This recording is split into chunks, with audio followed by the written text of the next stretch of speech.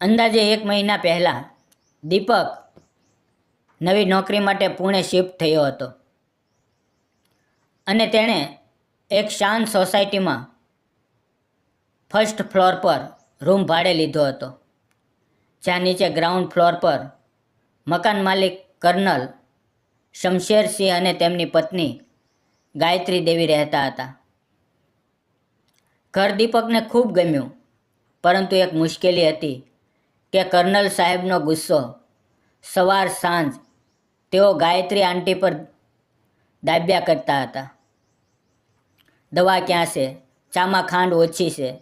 વસ્તુઓ કેમ ખસેડી દીધી? પંખો ધીમો કેમ ચાલે છે? જેવી નાની નાની વાતો પર સતત સીચો પાડતા. છતાં ગાયત્રી આંટી ક્યારેય અવાજ ઊંચો ન કરતી અને શાંતિથી જી હમણાં લાવું છું કહીને બધું કરી આપતી.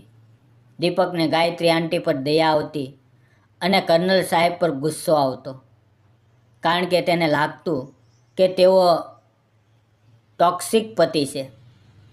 એક દિવસ દીપકને ઓફિસ કામથી 1 અઠવાડિયા માટે શહેરની બહાર જવું પડ્યું અને પાછો આવ્યો ત્યારે ગાયત્રી આંટી ટિફિનમાં રાજમા ચોખા લઈને આવી અને પ્રેમથી કહ્યું કે હોટલનું ખાવાનું ખાઈને પેટ બગડી ગયું હશે, એટલે ઘરે બનાવેલું છે. દીપકનું દિલ ભરાઈ આવ્યું અને તેણે હિંમત કરીને પૂછ્યું કે અંકલ રોજ તમને આટલું બધું ડાંટે છે, છતાં તમે ક્યારેય જવાબ કેમ નથી આપતા?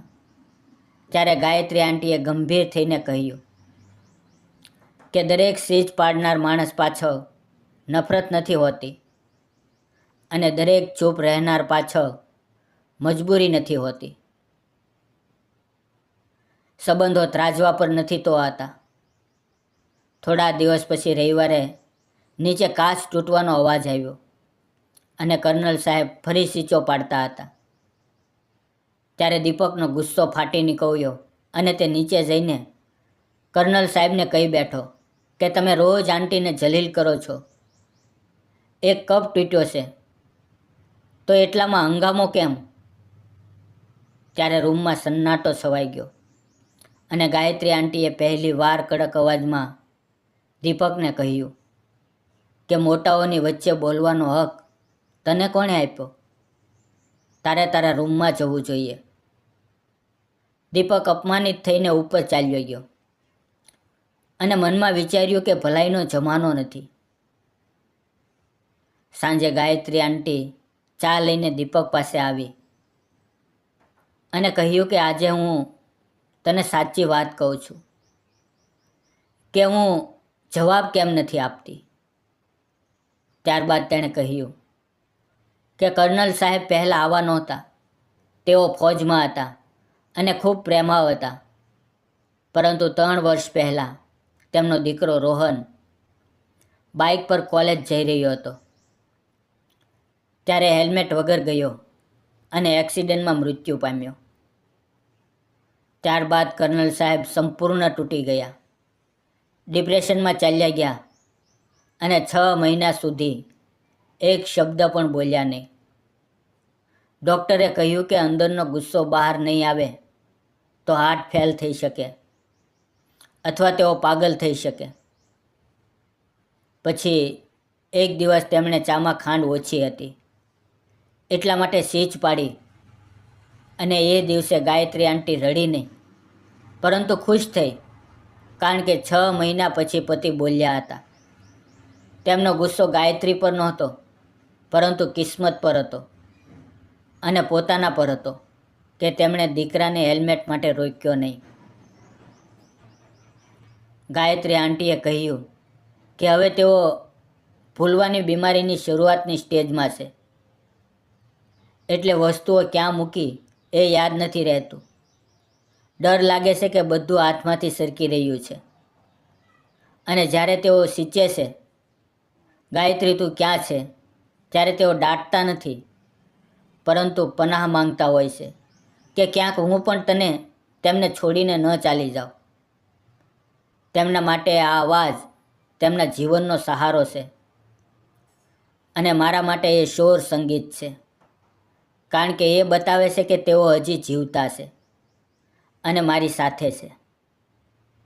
જે દિવસે આ અવાજ બંધ થઈ જશે એ દિવસે ઘર ખરેખર સૂનું થઈ જશે. આ સાંભળીને દીપકની આંખોમાં આંસુ આવી ગયા અને તેણે પોતાની ભૂલનો અહેસાસ થયો. ગાયત્રી આંટીએ કહ્યું કે તેથી જ મેં સવારે તને ડાંટ્યો, કારણ કે જો તું તેમને એમ અનુભવ કરાવતો કે તેઓ ખોટા છે અથવા બીમાર છે તો કદાચ તેઓ ફરી એ જ ચુપ્પીમાં ચાલ્યા જાય. મારું સ્વાભિમાન નબળું નથી, પરંતુ મારો પ્રેમ તેમના ગુસ્સાથી ઘણો મોટો છે.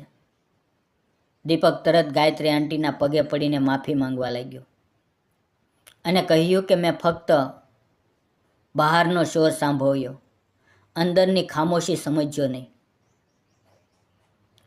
ગાયત્રી આંટીએ તેને ગળે લગાવી લીધો.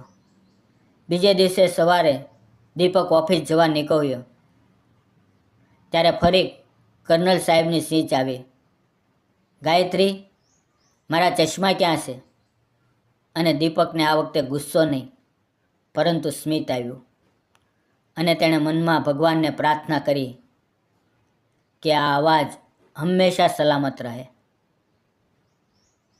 તેણે જોયું કે ગાયત્રી આંટી ચશ્મા લઈને આવી અને કર્નલ સાહેબને પહેરાવ્યા.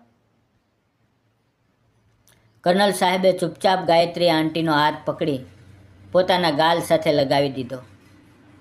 એ એક ક્ષણ હતી જેમાં માફી પણ હતી અને અઢળક પ્રેમ પણ હતો. દીપક સમજી ગયો કે સંબંધો ફક્ત મીઠી વાતોથી નથી બનતા. ક્યારેક કડવાશ પી જવી અને બીજાને તૂટતા બચાવી લેવું એ જ સાચો પ્રેમ છે. મિત્રો, દરેક ઘરની ચાર દિવાલ પાછળ એક અલગ કહાની હોય છે. આપણે જે સાંભળીએ છીએ એ સત્ય નથી હોતું. ધીરજ અને ત્યાગ ગુલામી નથી, પરંતુ ક્યારેક બીજાને બચાવવાનો એકમાત્ર રસ્તો હોય છે. મોટાઓનો ગુસ્સો ઘણીવાર તેમની લાચારીનો નકાબ હોય છે. તેથી તેને દિલ પર લેવાની જગ્યાએ તેની પાછળનું દુઃખ સમજવાની કોશિશ કરવી જોઈએ. મિત્રો, જો આ વાર્તા તમને ગમી હોય, તમને વાર્તા સારી લાગી હોય તો લાઈક કરજો અને ફરી મળીએ નવી વાર્તા સાથે. પણ જતાં પહેલાં ચેનલને સબસ્ક્રાઈબ કરવાનું ભૂલશો નહીં. મિત્રો, વિડીયોમાં આવેલા નામ, પાત્ર અને ઘટના કાલ્પનિક હતા. તેનો કોઈ પણ વ્યક્તિ, જાતિ કે સમાજ સાથે કોઈ સંબંધ નથી. આ વિડીયો ફક્ત મનોરંજનના ઉદ્દેશ અને શૈક્ષણિક ઉદ્દેશથી બનાવવામાં આવ્યો હતો. ફરી મળશું મિત્રો એક નવી વાર્તામાં. ત્યાં સુધી આવજો. ધન્યવાદ મિત્રો.